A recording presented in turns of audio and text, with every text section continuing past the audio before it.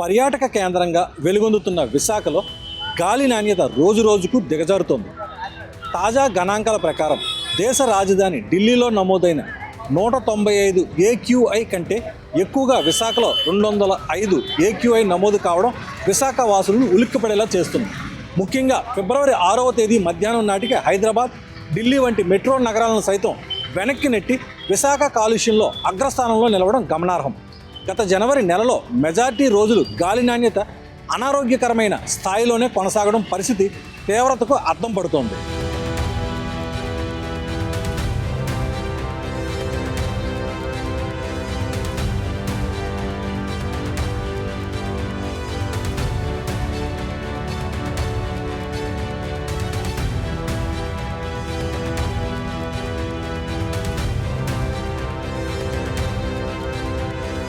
వైజాగ్లోని వివిధ ప్రాంతాల్లో కాలుష్య నియంత్రణ మండలి జరిపిన పరీక్షల్లో విస్తుపోయే నిజాలు వెలుగు చూశాయి. పోలీస్ బ్యారక్స్ వంటి ప్రాంతాల్లో AQI ఏకంగా 305కు చేరుకొని వెరీ పూర్ విభాగంలోకి వెళ్ళగా, మాధవధార వంటి నివాస ప్రాంతాల్లో కూడా కాలుష్యం పరిమితికి లోబడే ఏమీ లేదు.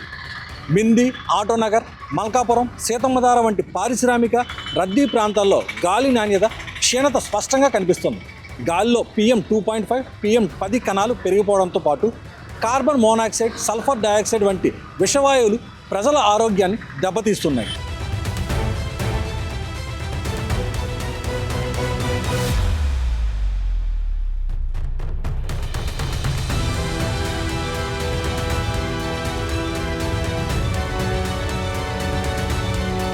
విశాఖలో గాలి విషతుల్యం కావడానికి ప్రధానంగా పోర్టు కార్యకలాపాలు, భారీ పరిశ్రమలు కారణమవుతున్నాయి.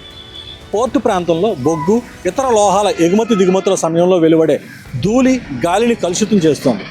దీనికి తోడు HPCL, స్టీల్ ప్లాంట్, ఫార్మా రంగానికి చెందిన ఉద్గారాలు తోడవుతున్నాయి.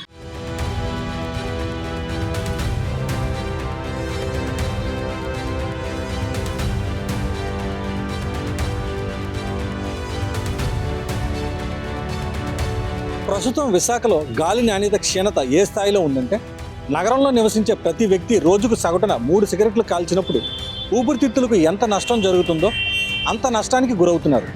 అంటే నెలకు దాదాపు 81 సిగరెట్లు తాగినంత ప్రభావం ఆరోగ్యంపై పడుతుంది.